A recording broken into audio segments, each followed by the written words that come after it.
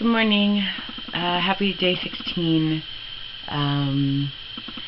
This is for day 15 for the recap for day 15, and I apologize I didn't get to it until just now. It's actually afternoon to you guys, so I hope you've had a good morning.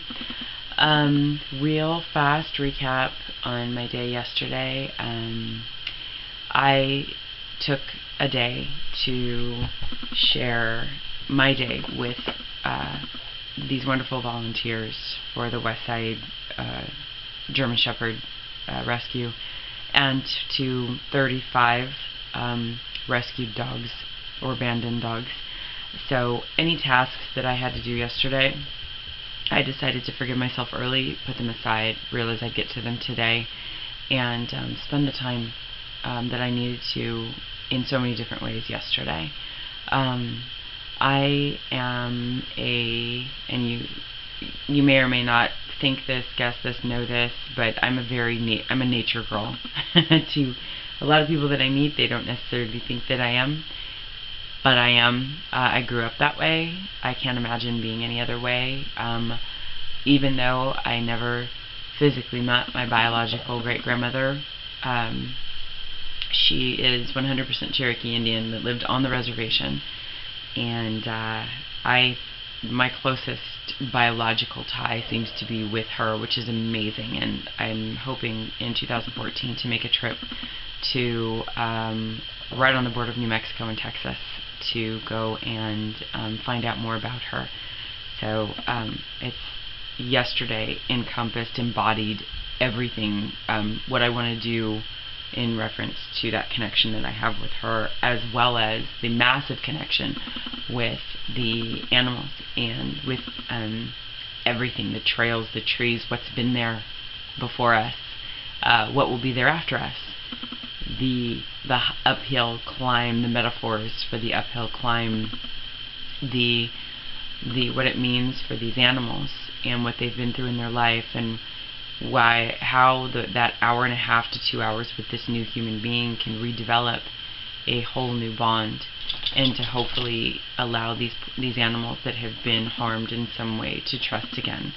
Oh, amazing metaphors. And then the journey up to the Griffith Observatory, which is in itself just incredible, considering the observatory is one of the largest telescopes and allows us to see infinite possibilities out there. So, wow, incredible day. Excuse me, come here, Paulo. Come here, baby. Come here. Come here, baby. Come on. There you go. There you go, sweetheart. Okay, sorry. He isn't always in desperate need of attention. Yes, you are. Yeah, you are. Just a terrific day. And, obviously there's going to be some frustrations on a day like this, especially when you have all these people gathering to do something that's so good, but that, you're not guaranteed any specific kind of dog. You walk up, you sign all the necessary paperwork, and you wait for a dog. And that dog, even though you can be very specific about the kind of dog that you want, that dog may not always be what you're used to if you've grown up with dogs, or that dog may sense something in you where its temperament changes. So I kind of liked, I gotta say, it almost sounds a little maybe peculiar, but I liked the unpredictability of that. Absolutely. I loved that I was stepping into something and casting aside any possible, oh my gosh, am I doing the right thing? Should I walk away? And I won't lie, there's a couple times that I thought that, because as the dogs were starting to come out, they refer to them as pups. Realize they're not puppies. Puppies are completely different. Puppies are wonderful, playful, and even if they've been abused, they're still so young that they still have that trust, whereas an adult dog that has been harmed just is going to act so differently. And from human being to human being, animals act very, very different. So it's always, it's hard, and that's what I've noticed about people. Even I've got Shih Tzus. People that aren't dog friendly or have been raised around dogs, and when they get around them, they're like, what's this dog going to do to me? Because it's an animal. To them, it literally is an animal. To me, it's family. To me, they are the most respected entities. They were here before us. I have mad respect for them. You know, all of them. Obviously, all the way down to the domesticated dogs, cats. I just happen to have dogs because I'm severely allergic to cats. But to all of the cat lovers and to people that have cats, I love them. They're precious. They're amazing. And I had a couple of cats and I love them dearly. So I've just developed some severe allergies to them. So anyway, sorry. This is what makes my videos so long, is that I just go blah, blah, blah, blah, blah, blah, blah. Anyway, okay, so, I had a dog named Buster. Buster was not severely abused, nor was he not abused. He was somewhere in between. I think Buster was abandoned. Buster would look at me with these eyes that basically said, don't hurt me, don't leave me. If I wasn't continuously petting him and reassuring him, he was whimpering. Oh my gosh, there was times that I had to sit down on the grass and just pet him and continually, I didn't necessarily tell him at that moment, I had to tell myself that it's okay. It's alright for him to cry. It's alright for him to have felt what he has felt, because it's going to take some time, and it's going to take somebody other than just me to reassure him that he'll be okay. And more than anything, what it's going to take is a home, and a really good home, where they will love him. And so many people stopped to look at him, and it's so cute because the dogs wear little vests that say "Adopt Me." Buster didn't have one on, but everybody stopped to look at him. They're like, look at his little bare face, he's so cute. So I made sure to tell everybody to go to Westside German Shepherd Rescue and to ask for Buster. So, you know, it's funny, I don't see that as being like, oh, Julia is, you know, volunteering. It's almost like it's something that, it's just a calling.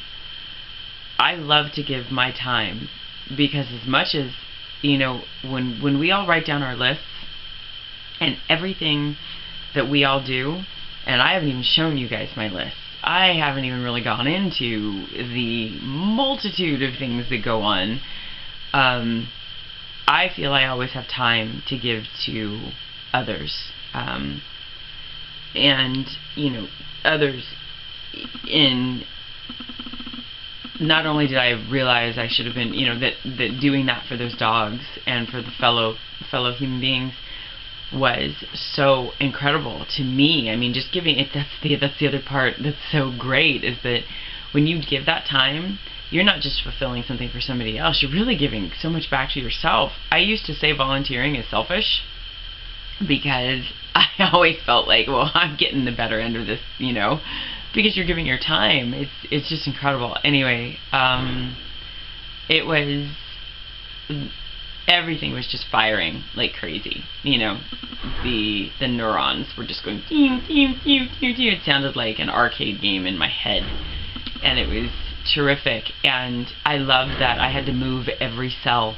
I had to exercise everything about me. It was all-encompassing, mental, emotional, psychological, and physical. I'm a fast walker. I've got a very long stride, so even uphill, that's how I've trained for races, triathlons, and during track season when I ran in high school, and even afterwards I continued on my training. It's hills.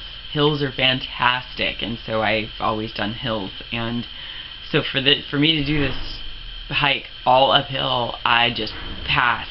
I mean, I just went, and it was fantastic. And it's such a great reminder that your body can still do those things no matter what.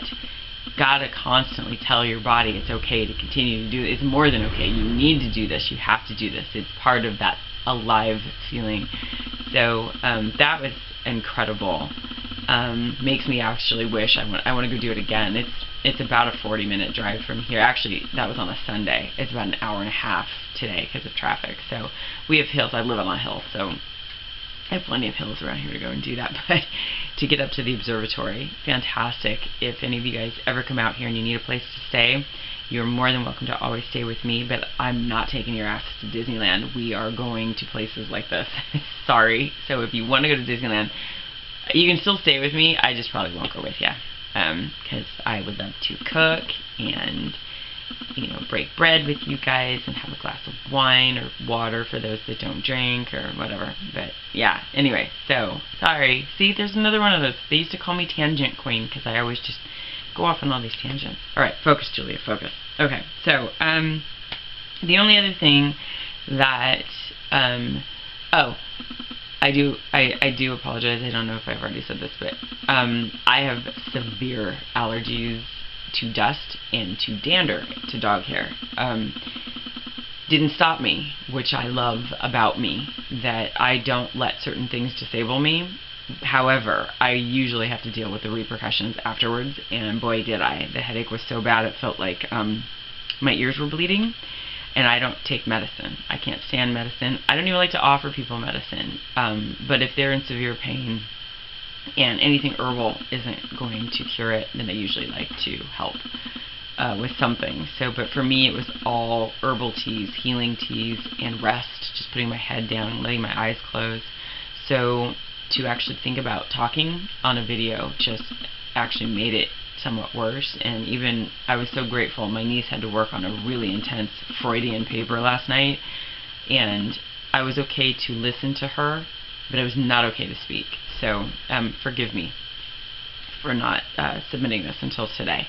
I think the only other thing that is still kind of on the forefront of my mind is still the physical. I'm still really trying to grasp that, because and thank you to Drew and Marilyn. Drew, your comment was amazing, and I'm so glad we could connect about that, and we can probably dive a little bit more into that. Marilyn, thank you for addressing it on your recap, as well as our amazing, incredible phone call yesterday. I'm just loving talking to you guys, Rocky and Marilyn. Thank you.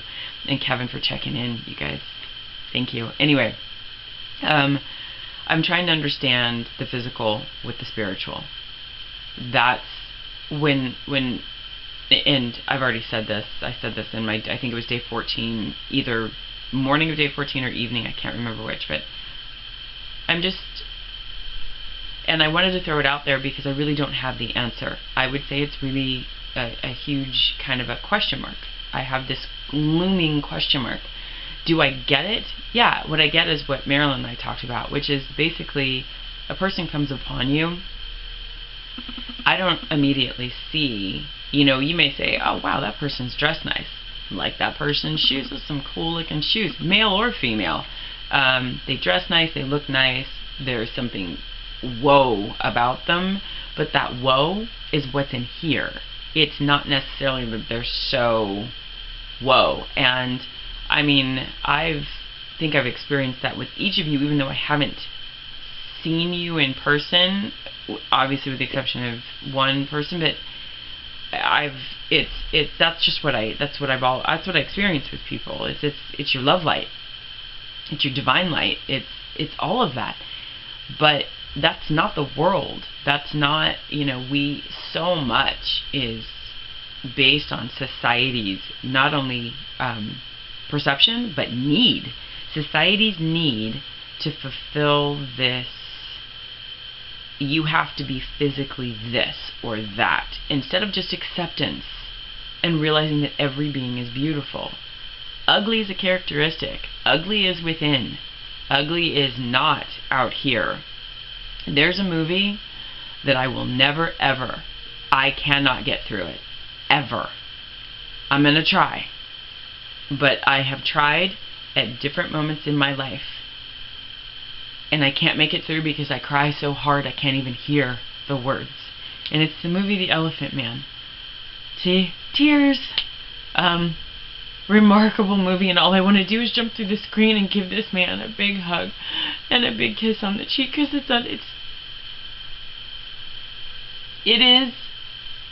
I mean, there's some movies that just depict humanity at its worst, and it's historical stuff that we've done to each other, but because that movie's so physical, it's about his physical being, it just breaks my heart.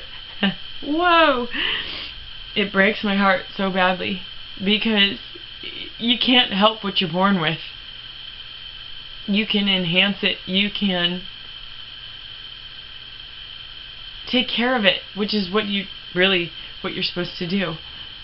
But if you're not born to be what society deems is perfect, or if you're not born to be aesthetically pleasing like society says that somebody else is, it gets to the point where it destroys people, and that they spend endless money trying to change it and to look like other people. And I just want to understand how we can get ourselves out of this, or if we can't, what I can do to better understand it and go with it, or to cast it into the fire and to stop worrying about it. So that's it. I just am so, every day since day one, I'm almost spastic grateful for all of you guys, for your willingness to be a part of this, for your willingness to expose everything about you, or so much about you, through what you say, what you don't say, and through the little gestures and the little things that you say about your day that you guys do, and the smiles, the smirks, the laughter, the tears, the emotion, the times of seriousness when you stare straight in the lens, the background music, the poems, everything. Oh my gosh. I mean, each of you possesses such incredible everything. So thank you all for sharing that with me. I am like, Marilyn, I'm going to repeat what I said to you. I feel like a kindergartner who just made a friend. And it's the most pure friendship when you think about it in kindergarten, because there's nothing else going on there. There's just like, wow, you like to do this? Me too. Wow, you like to do this? Me too. And then you open yourselves up to learn a little bit more about how maybe that person grew up and how it's a little different, but it still meshes with who you are, and it's just awesome. And for those of you that have newborn children, nephews, nieces, anybody in your life, you'll see that when you look at them, and they start to connect to their little friends and stuff. It's so awesome, and that's what I feel like right now. So thank you all. Have a superb day 16. Thank you for listening to day 15, and take care. Bye-bye.